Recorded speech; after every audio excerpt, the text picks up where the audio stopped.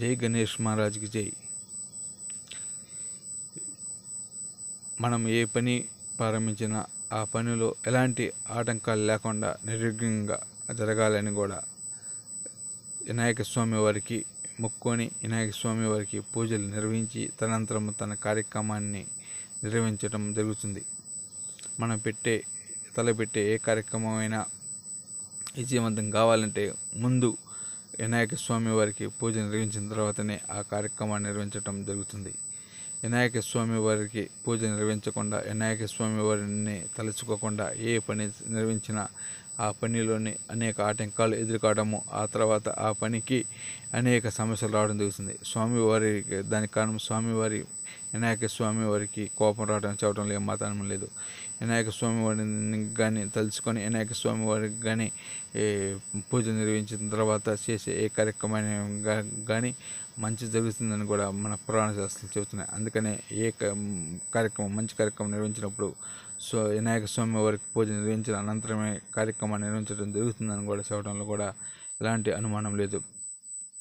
వినాయక స్వామి వారి మహిమలు కూడా అంతా ఎంత చెప్పవచ్చు. ఎందుకంటే వినాయక స్వామి వారి దేవతల సైతం కూడా ఏ కార్యక్రమం నిర్వహించినా ఫస్ట్ వినాయక స్వామి వారికి పూజలు నిర్వహించిన తర్వాతనే వారి కార్యక్రమం నిర్వహించడం జరుగుతుంది. వినాయక స్వామి వారి అంత శక్తి, వినాయక స్వామి దేవతలకే అధిపతి అయినాడంటే ఎంత శక్తివంతుడు, ఎంత మహిమ గలవాడో మనకి అర్థమవుతుంది.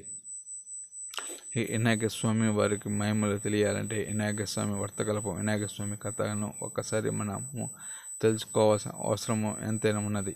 వినాయక స్వామి వారికి మహిమలు ఎలా ఉంటాయి అంటే శివుడు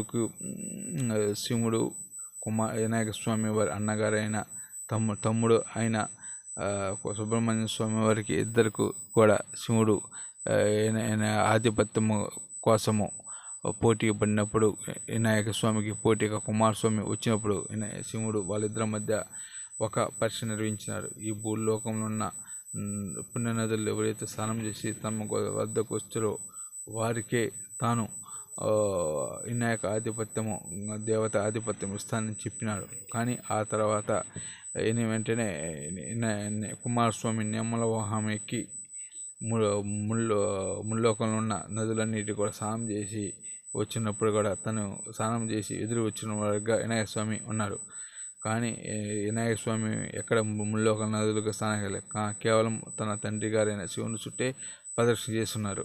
ఆ తర్వాత వినాయక స్వామి కుమారస్వామి అనే శివుడు దగ్గరకు వచ్చి, నాన్నగారు నా పొరపాటును స్థితిస్తున్నాను, ఈ దేవత ఆధిపత్యము కేవలం అన్నగారైన వినాయక స్వామికి దక్కాలి, నేను దానికి అర్హుడిని కాదు, వినాయక స్వామి అన్నగారే అర్హుడు వినాయక ఆధిపత్యానికి. ఎందుకంటే నేను ఏ నేతికి వెళ్ళినా కూడా వినాయక స్వామి ముందుగానే స్నానం చేసి ఎదురు వస్తున్నాడుగా నాకు అగపడ్డాడు. కానీ ఇక్కడ నీ చుట్టూ ప్రదర్శన చేస్తున్నట్టుగా మీరు అంటున్నారు. ఇదంతా అన్నగారి మహిమ వల్ల జరుగుతుంది తప్ప నాకు యజ్ఞాధిపత్యానికి నేను అర్హుడిని కాదు, యజ్ఞాధిపత్యానికి అర్హుడు అన్నగారైన వినాయక స్వామి అర్హుడు అని చెప్పడంతో శివుడు పార్వతికి సంతోషించి వినాయకాధిపత్యాన్ని కూడా ఆ యజ్ఞాధిపత్యాన్ని కూడా వినాయక స్వామికి ఇవ్వడం జరిగింది. అందుకని వినాయకునికి అది మహిమలు అంతా ఎంతకాని చెప్పవచ్చును. సాక్షాత్తు వినాయక సుబ్రహ్మణ్య స్వామి లాంటి వాళ్ళే ఎలాంటి ఇచ్చారంటే మరి ఎంత ఉంది వినాయక స్వామి వారికి ఎంత మహిమలు గలవో చెప్పవచ్చును. ఇక్కడ మరొక విశేషము ఏమిటంటే వినాయక స్వామి వారికి నిర్వహించే వినాయక చవితి పండుగ రోజు చేసే 11 రోజుల నవరాత్రులు ప్రపంచంలోని ఏ స్వామి వారికి కూడా చేరించవడం కూడా ఎలాంటి అనుమానం లేదు. ఎందుకంటే 11 రోజులు ప్రపంచవ్యాప్తంగా వినాయక స్వామి మండపాలు నిర్మించి వినాయక స్వామి వారిని ప్రతిష్ఠించి వినాయక స్వామి పూజ నిర్వహిస్తారు. 11వ రోజున జరిగే నిమజ్జన కార్యక్రమం ప్రపంచవ్యాప్తంగా కూడా అంగరంగ వైభవంగా కూడా నిర్వహించబడింది. కోలాటాలు నడుమున, డప్పు చప్పులు నడిమిన, నృత్యాల నడిమిన, కోలాటాల మధ్య వినాయక స్వామి వారు, మరియు ముఖ్యంగా పూజారుల మంత్రోచ్చారణ నడుమున కూడా వినాయక స్వామి వారు బయలుదేరి స్వామివారి ఆశీస్సులు అందుకునే విధంగా కూడా కృషి చేయడం జరుగుతుంది. వినాయక స్వామి నిమజ్జనం కానీ వినాయక స్వామి పండగ కానీ ప్రభుత్వం నుంచి కూడా ఎంతో సహకారం జరుగుతుందని చెప్పడంలో కూడా ఎలాంటి అనుమానం లేదు. ఎందుకంటే భక్తులకు ఎలాంటి ఆటంకాలు లేకుండా ప్రభుత్వ అధికారులు కూడా శాఖగానే ఏర్పాట్లు చేయడం జరుగుతుంది. ఆ ఏర్పాట్ల అనుగుణంగా భక్తులు కూడా నడుచుకోవడం జరుగుతుంది. వినాయక స్వామి వారి పండగ కానీ వినాయక చవితి కానీ కార్యక్రమాలను ఎంతో ఘనంగా నిర్వహించడంలో కూడా ఆయా రాష్ట్రాలు కూడా ఎంతో పోటీ పడుతుందని చెప్పవచ్చు. అంతేకాకుండా నేటి కాలంలో యువకులు కూడా వినాయక స్వామి వారి పండుగలను ఎంతో ఘనంగా నిర్వహించడంలో కూడా తమ శక్తి కొలది పోటీ పడుతున్నారంటే దానికి కారణం వినాయక స్వామి వారి మహిమలే తప్ప మరొకటి కాదని చెప్పడంలో ఎలాంటి అనుమానం లేదు. వినాయక స్వామి వారి మహిమల వల్ల ఇక్కడ మరొక విశేషం ఇది, కాణిపాకంలో ఉన్న వినాయక స్వామి భూగర్భలో నుంచి వెలిసిన అంటే బావిలోని వెలిసినారు.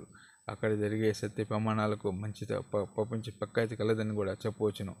అందుకే వినాయక స్వామి దగ్గర పూజలు చేస్తే బాగా చదువు వస్తుందని, మంచి జ్ఞానం వస్తుందని, మంచి బుద్ధి వస్తుందని కూడా చెబుతున్నారు. అందుకే ప్రతి ఒక్కళ్ళు కూడా వినాయక స్వామి చరిత్ర చదవాలని కూడా, వినాయక స్వామి పండుగలను ఘనంగా నిర్వహించాలని కూడా, వినాయకుని పూజించుకోవాలని కూడా కోరుకుంటున్నాం.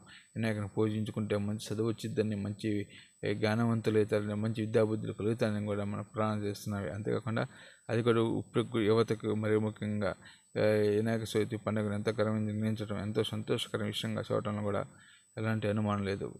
జై గణేష్ మహారాజ్కి జై, జై గణేష్ మహారాజ్కి జై, జై గణేష్ మహారాజ్కి జై, జై గణేష్ మహారాజ్కి జై, జై గణేష్ మహారాజ్కి జై.